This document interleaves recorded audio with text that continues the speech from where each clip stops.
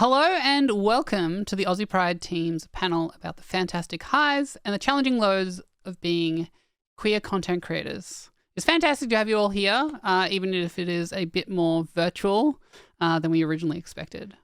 I'd like to begin today by acknowledging the traditional custodians of the lands on which we meet and pay respects to their elders past, present and emerging.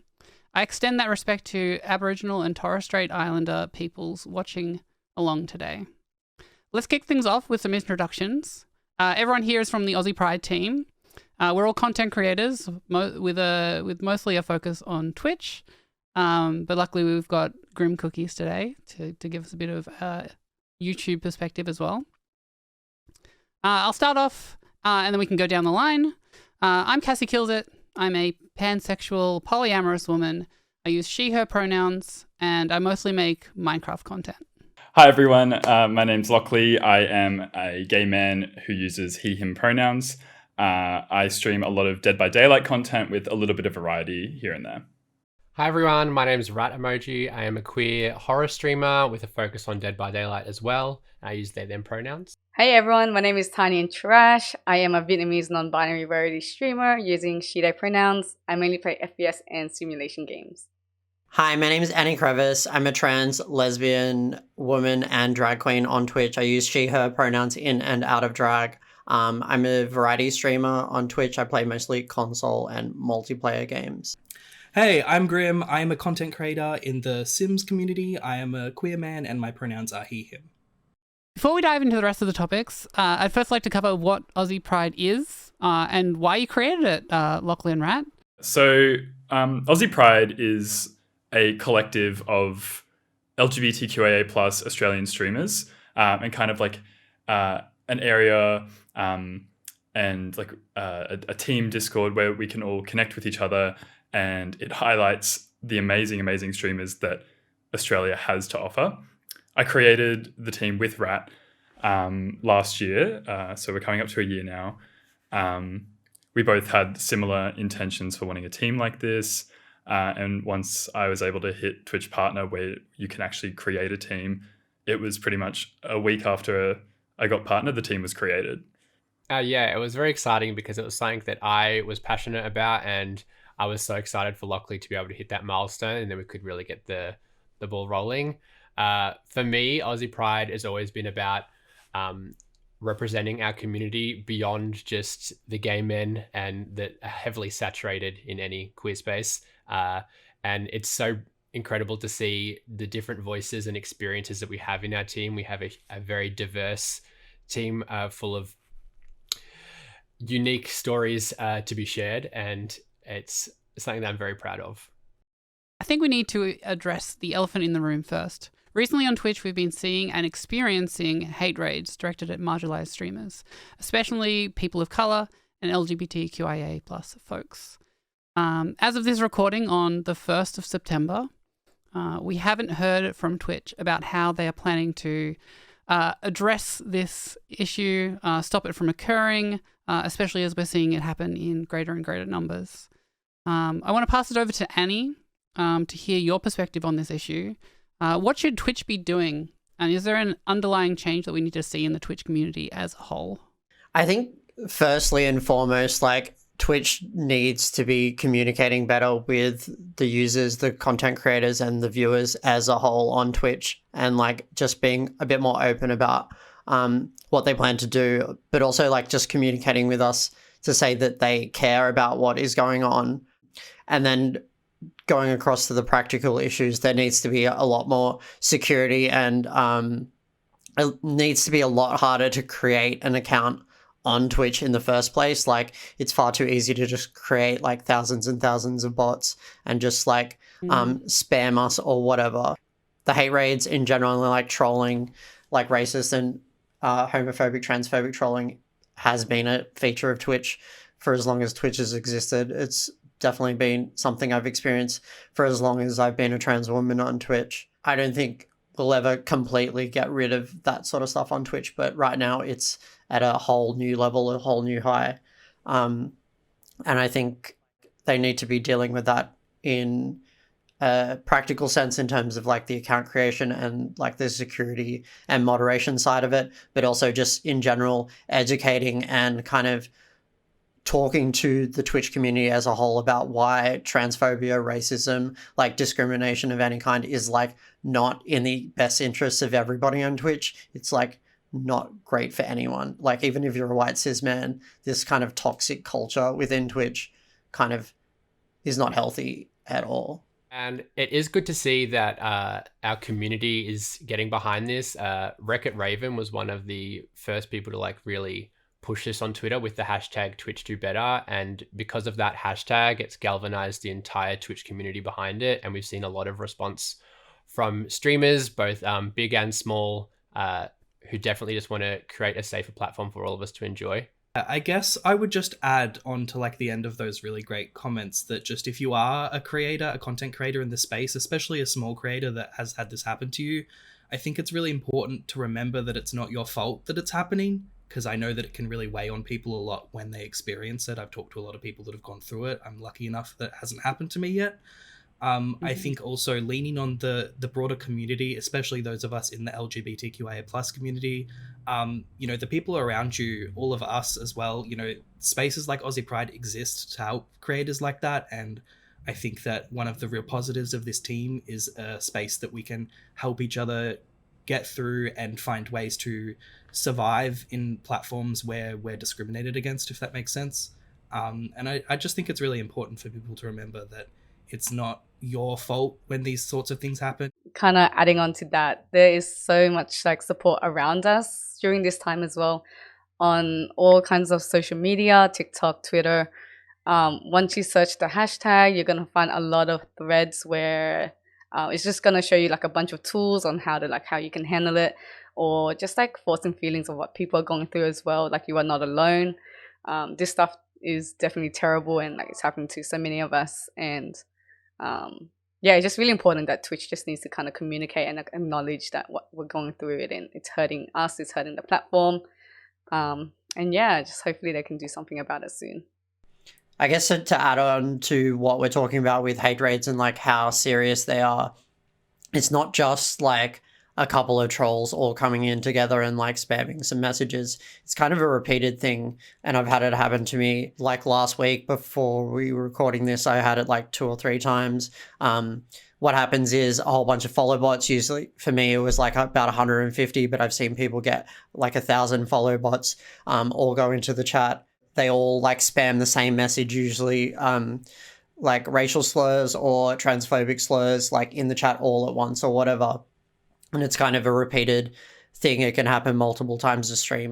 And why it kind of affects you a lot more than another troll is like you have to shut down your whole stream. Like most people advise you to put it into sub-only mode or follower-only mode, emote-only mode. You have to restrict your chat.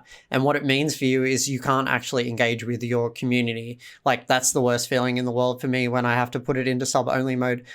So I can't have people spam my chat, but it means that like genuine people you want to engage with can't talk to you, and it means you can't actually have like a regular stream.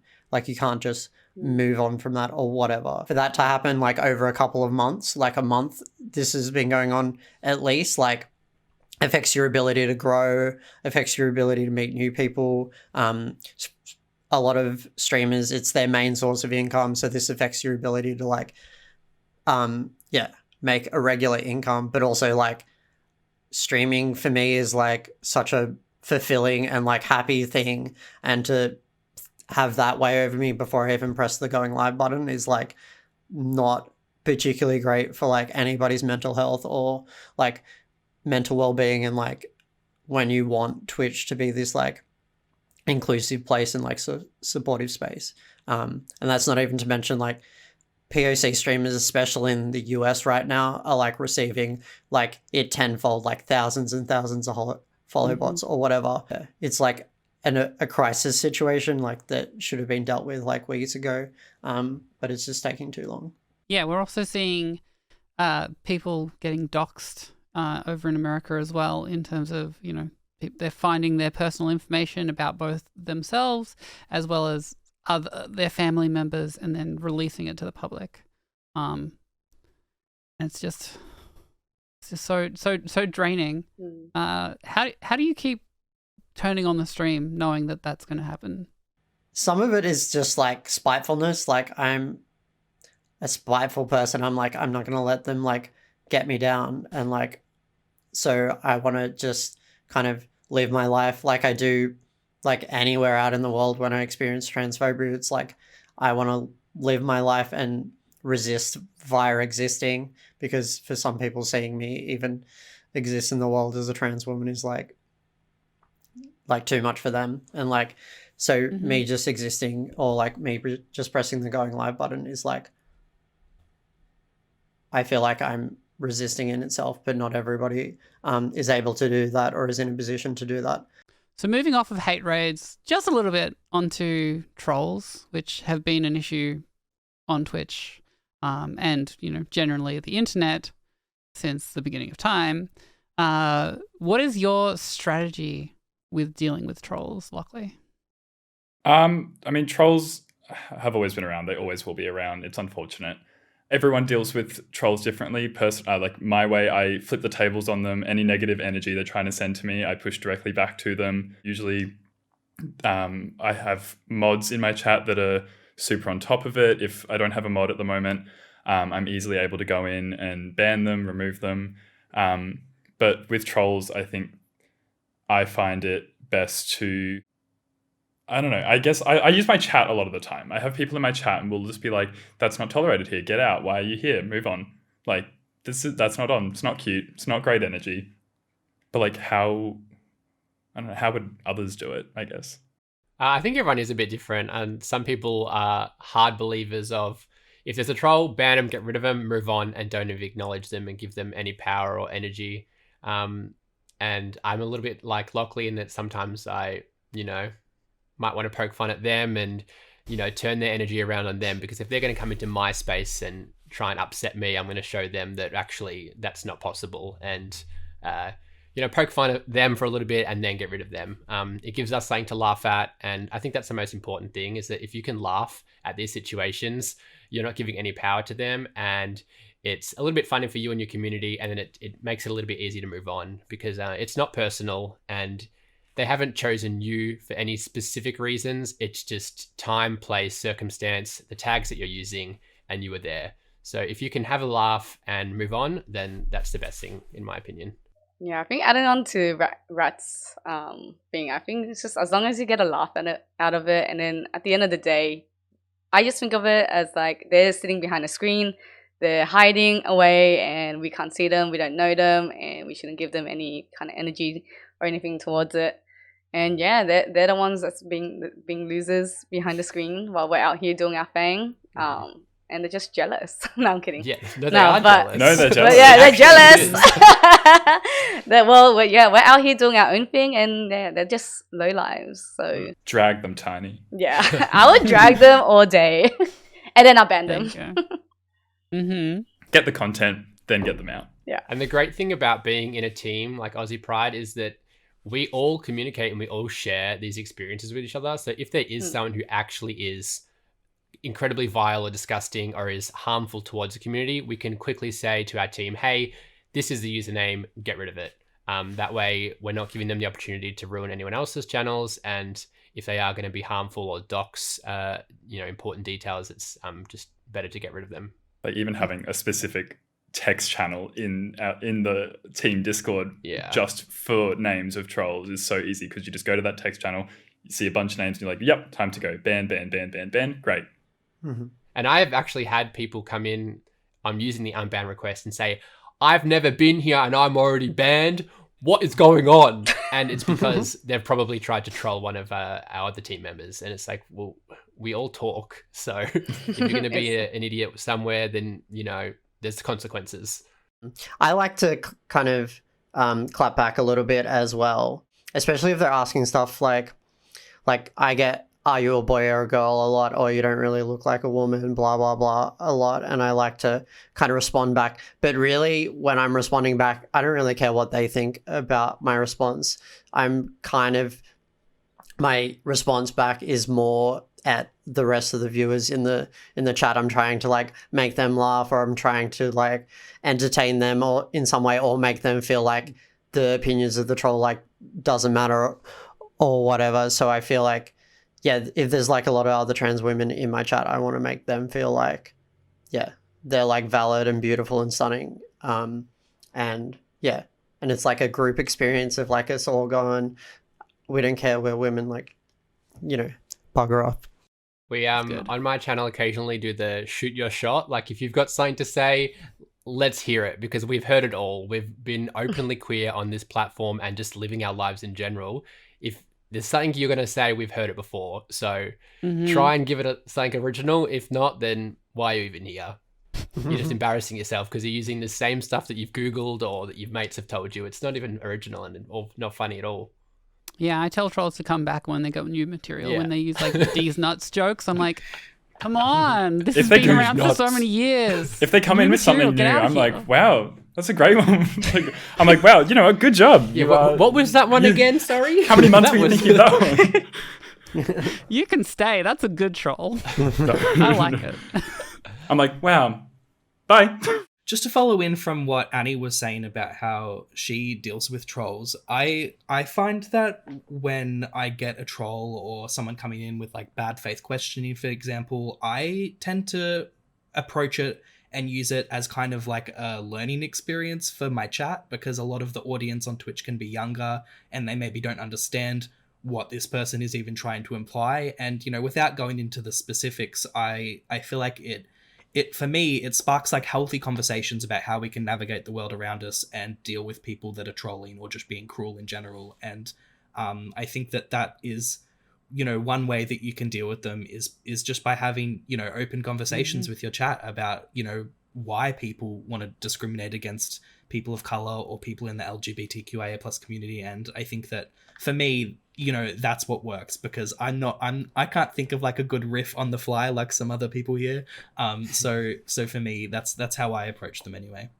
Bad faith questioning, I really find actually leads into like a lot of really good conversations. Like absolutely the classic meme and bullshit statement of I identify as a Apache helicopter. Like that has led into so many really good conversations about why that is actually really offensive to say and what it means, because I think people like see that and it's a ridiculous statement, obviously, and they go, oh, that's funny, but then they don't actually take a second longer to think about what is that implying, what is it meaning.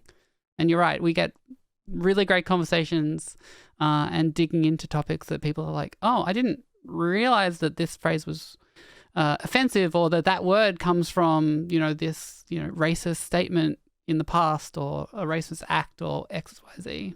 In my channel, I've introduced a channel point redemption for a pronoun check, because there are extensions that you can get for your browser that you can like include your pronouns. Through my streaming platform, like that I use, it doesn't show those extensions. So I have a channel points for a pronoun check where every hour someone can redeem it and put a bunch of pronouns in. You get the occasional people that'll be like, oh, like they put something silly, and like especially even like not even trolls, just people thinking they're doing it, saying something funny, and it's just like nice to have that gentle reminder of like, hey, like just like, you know, let's treat this like let's use our pronouns, let's normalize this, let's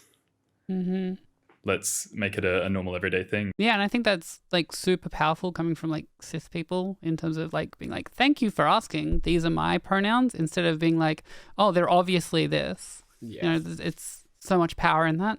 Oh, when I first came out as trans, I was so terrified to like share my pronouns or like correct people or whatever when I came in. So like to see that happening now is like, it makes it so much easier for us to do that, because I had a masculine sounding username and like I was just constantly being like misgendered or whatever, and having to be that one in the room goes, well, actually, like I use these pronouns.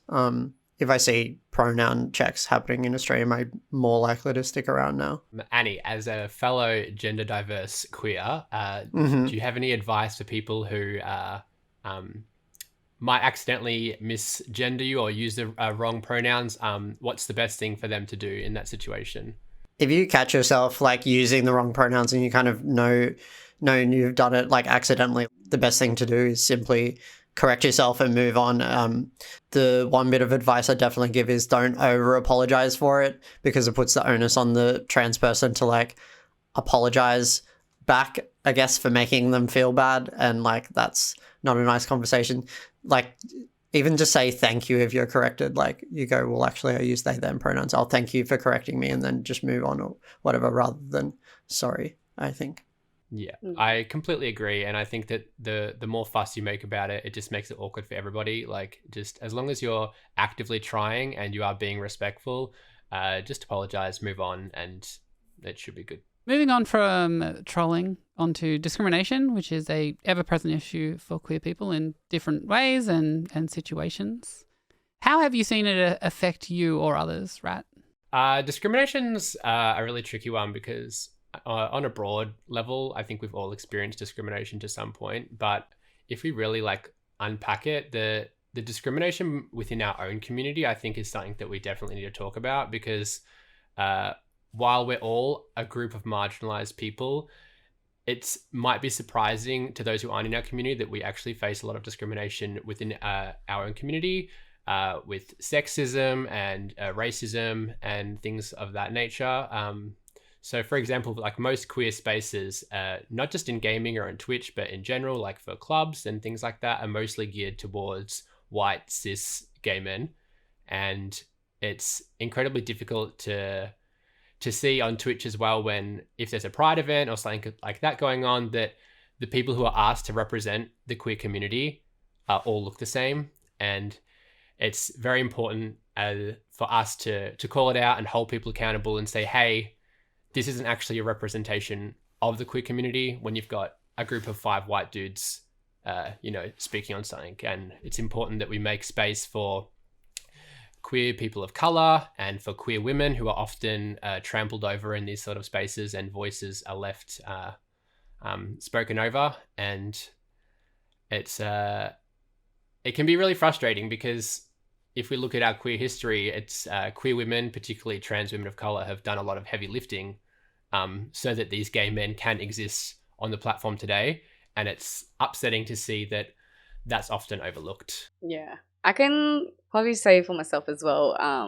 During Pride Month, definitely, I saw a lot of white content creators, and there wasn't a lot like people of color like me, like Asians in general, and it was kind of hard to see. So I guess what I did upon myself was like create Pride events featuring like people of color. It was just nice to have like people of color around me during that time, because we can all like share our like thoughts and feelings and what we go through, and then kind of just talk about what we see like represented on Twitch and what we like don't see enough. So I think it's just really important. As a person of color myself, I want to see more representation, and I do often find a lot of times when I get invited to events, like I'm the only Asian, which is very sad to see and very like disheartening. But I try to like tell them as well, like, hey, like I'm like the only Asian here, like I would love to see more next time. Kind of just like put my opinion on there, just so they can be aware of like what they're seeing. Because when people see like me being on posters, and then some of my friends will be like, oh, like that poster is so like white, or like there's not enough people of color on it, like we always need to go kind of do more, and then just kind of fight for that kind of stuff as well. With the team especially, we currently have applications for new members joining, and our goal for new members have definitely been to have more people of color joining the stream, and with different backgrounds. That is our to get more diversity within our team as well. It's lacking in that area. I can admit, and it's our goal really to kind of push for more of a diversity within our own group. And just touching on when you were talking about Twitch's events for Pride Month this year, Twitch Global included a very diverse list of LGBTQIA plus content creators across affiliates and partners. However, ANZ only included partners, and it'd be very great to see the Australian and New Zealand branch include affiliates into these events. It's unfortunate to see that the ANZ team a lot of the time can feel very partner focused when there are so many incredible creators outside of that purple check mark. I agree with that. And I think that the reason that, if they're only choosing from partners and in the partners of the LGBTQI plus community are only or mostly white creators, I think we need to take a step back and look at the privilege that we have as white creators that our POC siblings don't have. And if there's a reason that there's a disproportionate number of white to POC partnered, we need to probably take a look at that and what hurdles have been placed in front of our POC streamers to get to that point as well, and how we can break down those walls and make it easier, because our Black and POC friends are working twice as hard and getting half as far, and it's just not fair. And it's important as white people and white creators to call it out as well. It's not just the POC's responsibility to call it out. It's our responsibility as well to uplift their voice, listen to their voices, and also uplift them. For sure. We need to use our privilege to highlight where those issues are. And like that experience of realizing there is a lack of diversity is exactly what we did. Like earlier this year, we went, oh, actually, we don't have as much diversity as we thought we had when we were even like picking this panel, which is quite white today. We realized we actually don't have that much diversity in the team. And at that point, like, we could have been like, oh, it's fine. This is just the circles we moved in. But instead we went, no, this is not fine. Our team should reflect what Australia looks like and not like our little insular part of it. And even reading some of the applications that have come through so far, I'm excited for the people that are going to. It's exciting for the people that are going to be coming in. I'm very excited. There's definitely stuff that we as content creators and like if there's content creators watching this panel can also do to, I guess, like help kind of uplift like more marginalized content creators or whatever. It's as simple as like if you're going to raid someone at the end of your stream, not just like raiding your friends or raiding someone who looks like you, like going through the LGBTQIA plus tag and looking for a POC queer streamer or looking for a trans streamer. I mean, there's tags now for a whole bunch of things, which is really great. We've fought for ages to get these tags to like raid outside of our network and like look a little bit further down the list as well, because there's definitely like overarching like discrimination or just like kind of unconscious bias, like when we choose like who we watch or who we support, and like kind of looking past that and going, well, I haven't seen this person before, like let's check them out and like see what they're all about. I 100% agree. And we have the tools now, we have all of the tags, and there's also a third-party site called Peer-to-Peer, which you can use even more robust and specific tags to help find other creators. And just like circling back to what I was saying before, everything that we do, I think we need to do through the lens of intersectionality, because it's not just enough to, want to support gay men or, the lesbian community, because when you start to stack on these identity tags, for example, trans people of color, and there's all of these different, aspects of their marginalized identity that other people might not have. And so it's important to acknowledge that. And when you are looking to support new people, there are people who could definitely use that support more. Part of the joy of being an online content creator is connecting with other members of your community and providing a safe space for them to express themselves. How have you shaped your community to provide a safe and welcome space for the LGBTQIA individuals? Rat. I think about creating a space that the old me would appreciate. So I think back to when I was younger and I felt very isolated in my career experience, and I didn't have any spaces to go to. I didn't have friends to connect to, and there wasn't really any online place that I could express myself or navigate my feelings. And so for me on my channel, I definitely want people to come as they are and be themselves, and just know that the space that they're in is a safe place for them to be, and that we can have important conversations like we've been having today, and there's no pressure to be anyone else or do anything, that you can just be present, have fun, and relax. Because I know that the old me definitely would have appreciated that. And even my time on Twitch, I've been streaming for about 14 months now. The journey that I've come on in my own gender and sexual experience and my identity with that has like drastically changed too. So it just like goes to show how powerful these platforms are, because, you know, I didn't have many trans friends before this, and I didn't have many friends, queer women in my life. I didn't have any really at all. And so it's been great to connect with these different identities within the LGBTQI plus and share our experiences and look at the similarities, but also look at the differences. And everyone's different, and we all have our own stories to tell. And it's just it's been really great to be able to connect with everyone and share those. It's something that's what's driven me, and like I'm very passionate about, and that's what's kept me on Twitch. But I think, Tiny, you were mentioning earlier about how you find peace and happiness in, you know, connecting with other Asian creators. Yeah, so part of my Twitch journey, I think what helps is just finding everyone through tags, especially like the Asian tags, or like just anything around that kind of category.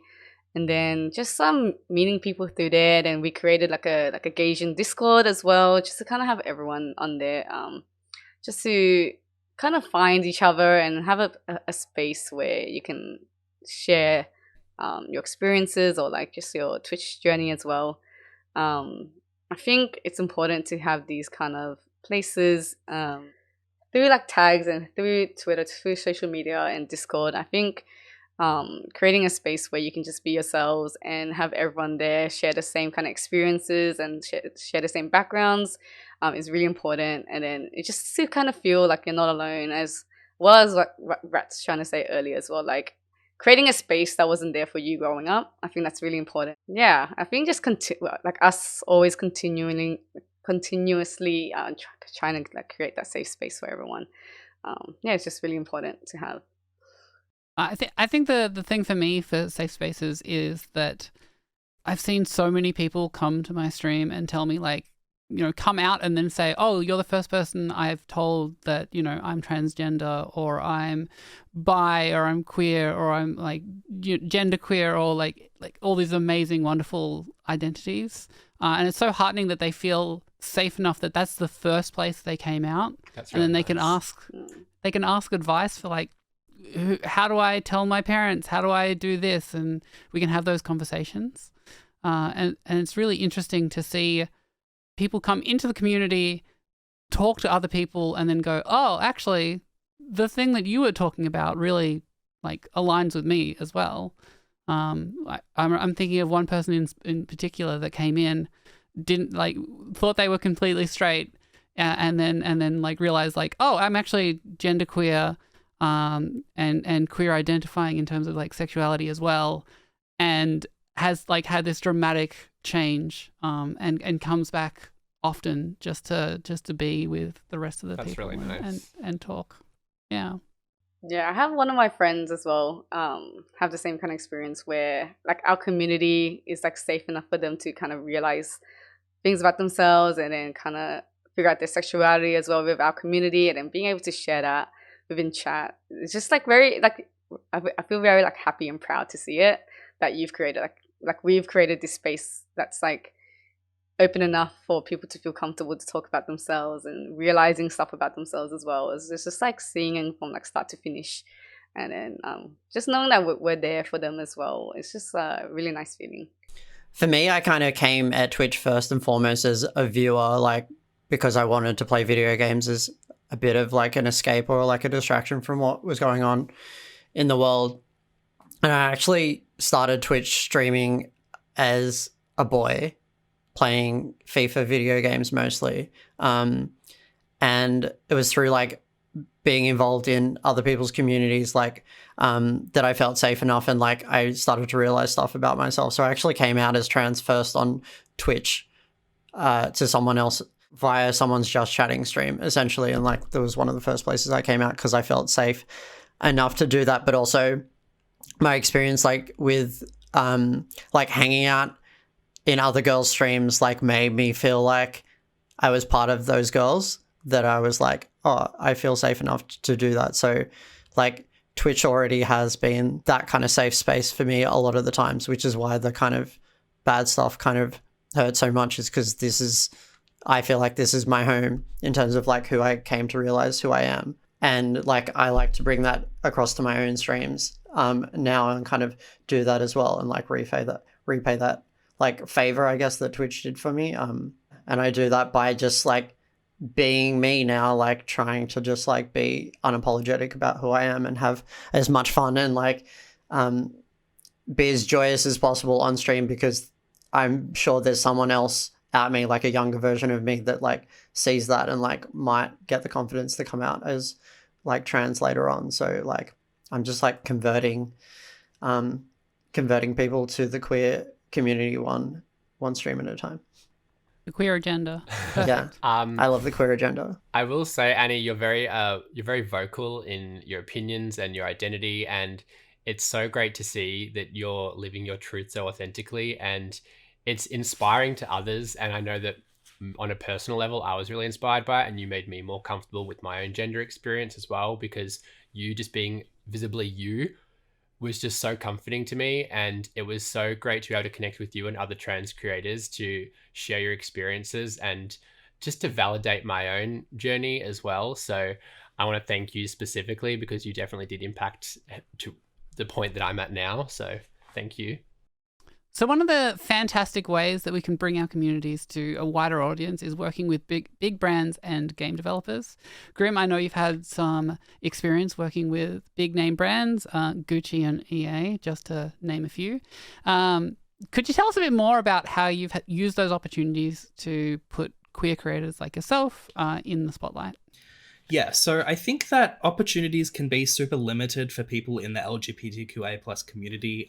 Even women and Black content creators, the opportunities that they are afforded are so limited and less than compared to just, everyone else, basically. And so, getting opportunities can be really overwhelming. And I think that, I guess, kind of advice I would have for queer creators who, deserve that kind of attention and those sponsorship deals and opportunities to work with brands and grow their own brand, I guess, is to just, really remember the value you have as a creator and as a person, and make sure you kind of like wear that as proudly and as openly as you can, because, you and the community you've built, it's like, it's such an amazing accomplishment. And I think that it is really important to kind of acknowledge that, I suppose. If you ever have opportunities to kind of put yourself out there, I guess just, know your value and make sure that everybody else knows it too, because, that's, I think, really important.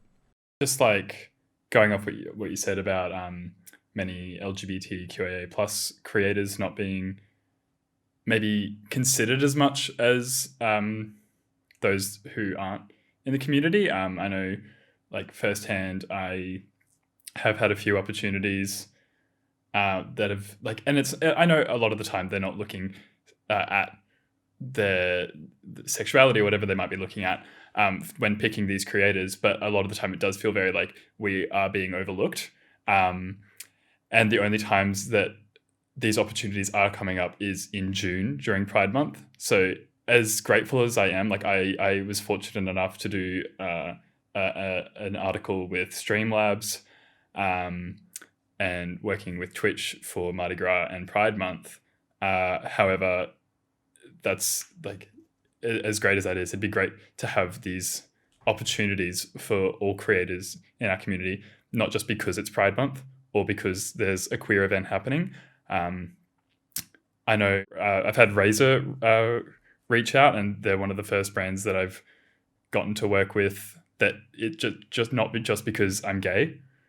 Like, and I'm so grateful for that. And it'd be great to see other people in our community have opportunities like that for articles, sponsorships, whatever it might be, but not just because it's June.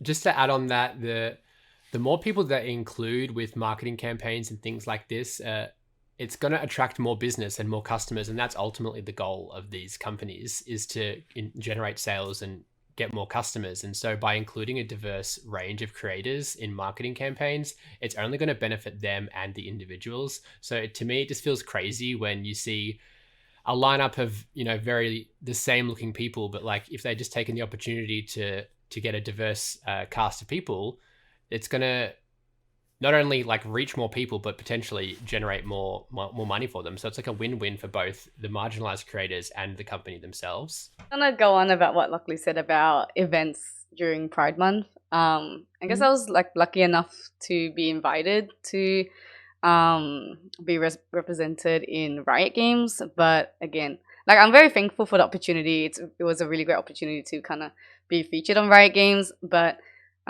just having that only because it was Pride Month, I wish like they could do stuff outside of June, even as well, because I'm just an affiliate.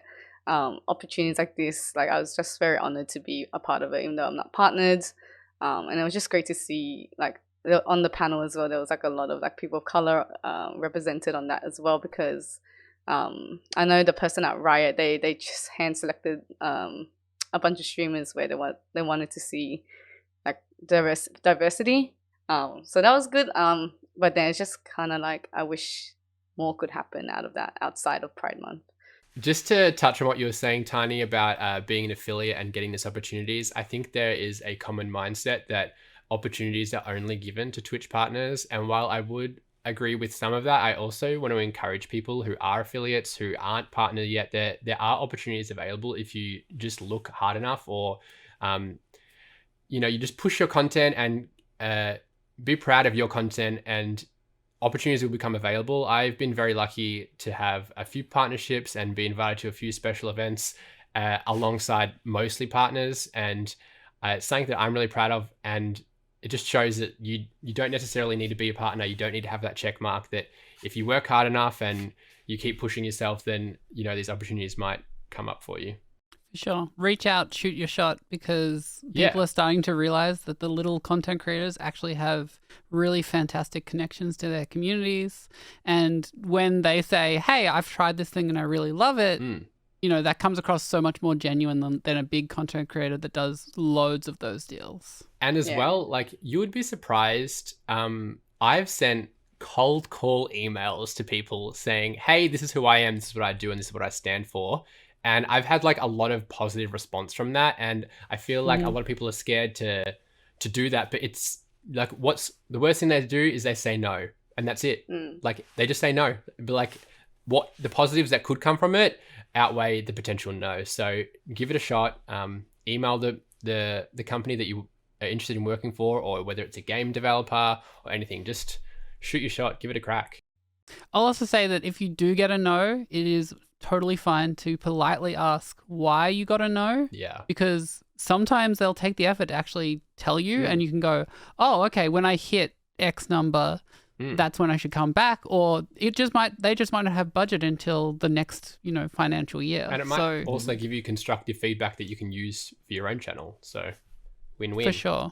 Yeah. I just want to say, keep grinding the content that you're doing. If you're passionate, and just go for it, because you're never gonna know who's gonna look your streams. You never know who's gonna be watching silently, because that's how I got my Riot Games opportunity. One of my viewers was a worker at Riot who was part of the LGBTQ team there, and I later found out he was planning this event, and he was like I really want you to be a part of it. Like I've been watching you for a long time, and I think you'll be really great. So yeah, just you never know who's gonna watch. So keep doing your thing. Tiny. And through that he found Aussie Pride, and was able to contact the team through you. So it's like the opportunities that go to you can also it went to Gaga, people close to you. And Gaga was part of that as well. That's why I feel like it's so like that kind of goes back to what I was saying, I guess, in when I say that like don't underestimate your value. And I think it's really easy, especially as queer content creators, to feel like we're not enough, or we're not doing enough, or we aren't big enough.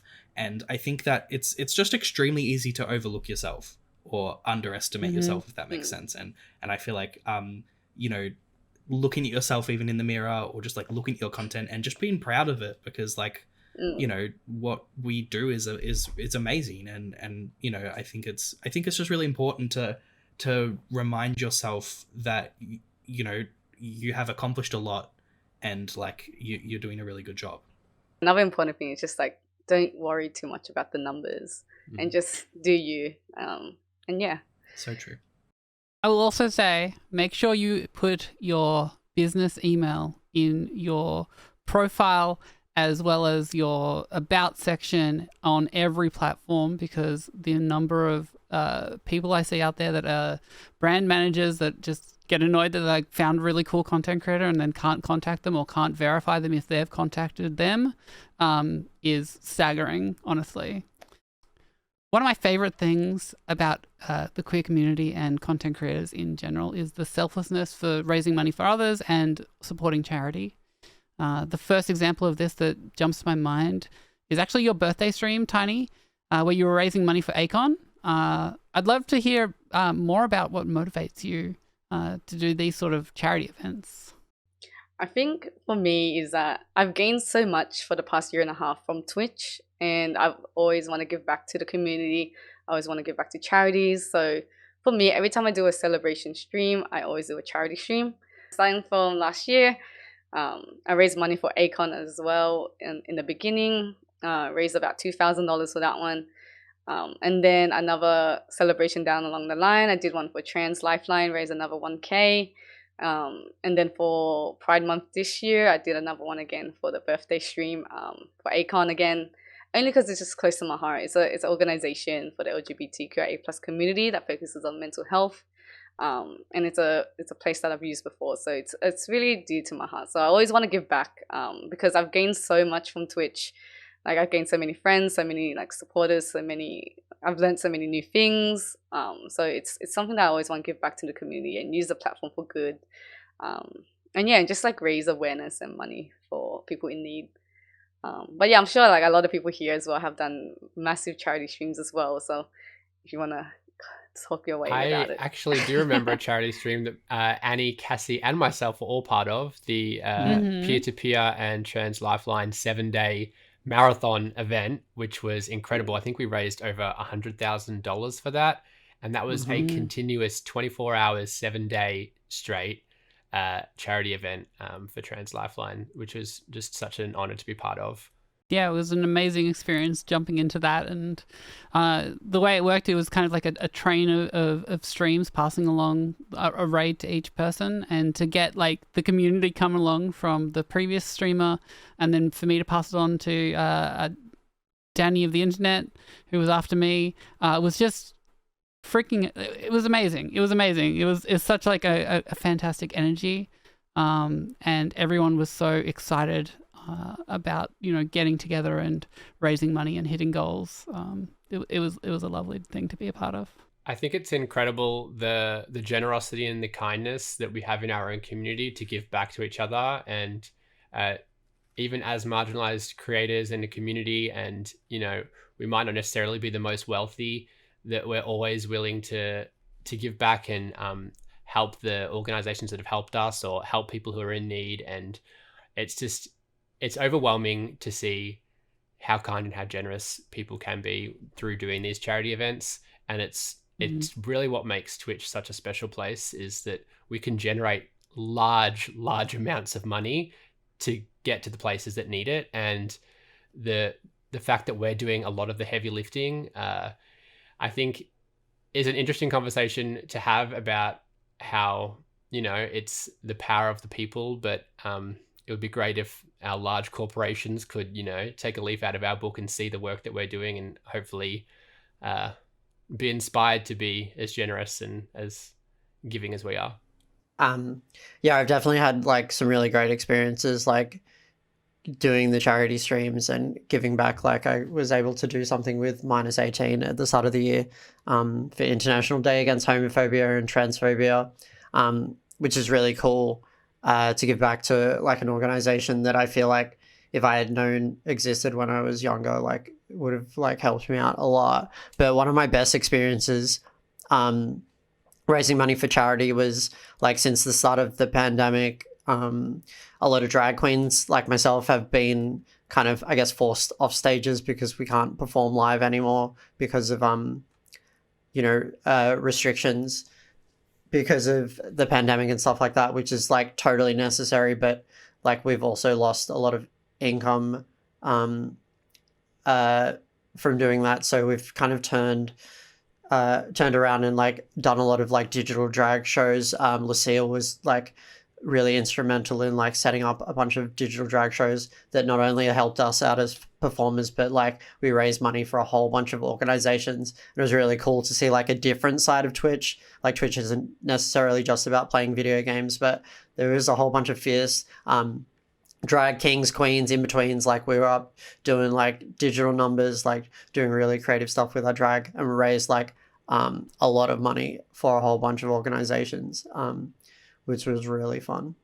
I do think, Annie, you have completely understated your charity event for -18. I would like to remind you that it was on the front page of Twitch and you had over 8,000 views. Like, you just skimmed over that part, but that was a huge achievement and it was so impressive. So you should be proud of yourself for that one. Thanks. That was a lot of fun, especially hitting you with the red shell multiple times, right? Yeah, I was absolutely targeted in Mario, but that is, if it's for charity, so be it. And it also, like, just with the team as well, like charity events through the team. We held a charity event for the Trevor Project earlier this year. Like the goal, I think, is we want to host 2 to 3 charity events as a team every year. And we've raised thousands and thousands of dollars. And it's so incredible to see the team come together for however long it might be, a week or whatever, to raise as much as we can for incredible charities. Yeah. And it's fantastic to also see, like, not only the organised as a team ones, but the individual ones. I know for Annie's and other people that have gone through and done charity events, it's so easy to raise your hand in the Discord that we have as a team and go, I'm doing a charity event, who can come and help out. And like, so many people turned up to Annie's stream and countless other ones throughout the year. There's such just an amazing community of people in the team that, you know, coming together to support each other and charities as well. I think that's what's so incredible about spaces like Twitch and like Aussie Pride, in that you can connect with people that are just as passionate as you are about, you know, things like charity and, you know, LGBTQIA plus rights and etc. And I think for me personally, it's just been like really amazing to just have the privilege to be able to do this kind of stuff, and you have other people there that can support you and who you know, want to help you and want to contribute. And I think that, you know, just for me, like I just think, you know, that's why places like Aussie Pride as a stream team can be so much more than just a Twitch stream team. It's a community, and it has a real impact on people's lives. And I think that is like a really amazing thing. This conversation has been really fascinating and I would love to hear more, but unfortunately we've come to the end of the panel. I'd like to thank you all for sharing your experiences and our audience for watching. If people would like to ask follow-up questions or want to check out your content, where is the best place to contact you or watch you, Grimcookies? Oh, I mean, yeah, you can just, I think, Google Grimcookies and I think it all just comes up. So super easy. Got that SEO. Perfect. And Annie? You can find me at AnnieKrevice on all platforms. That's AnnieKrevice with a K, not a C. I'm on Twitch and TikTok and Twitter and a few other places. Perfect. And Tiny? You can also find me on all socials under tinyandtrash. Username's the same throughout everything, so easy to find me. Yes, hope to see you there. Perfect. And rat emoji?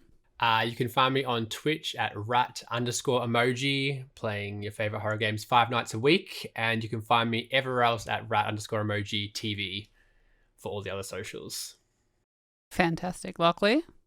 You can find me on Twitch, twitch.tv/Lachlie, LACHLIE, and on all socials under Lachlie. There might be a few underscores or extra letters, but you'll find me.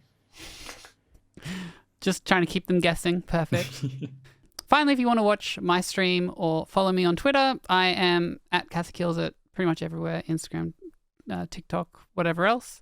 You can also follow our team at Aussie Pride Team on Twitter. We also have a website, aussiepride.team. So do check us out. I believe by the time this releases, our applications will be closed, but I'm sure we'll open them again in a few months. So we'd love to see you in and around our streams and social media. Thank you so much. Take care. Bye. Bye. Bye.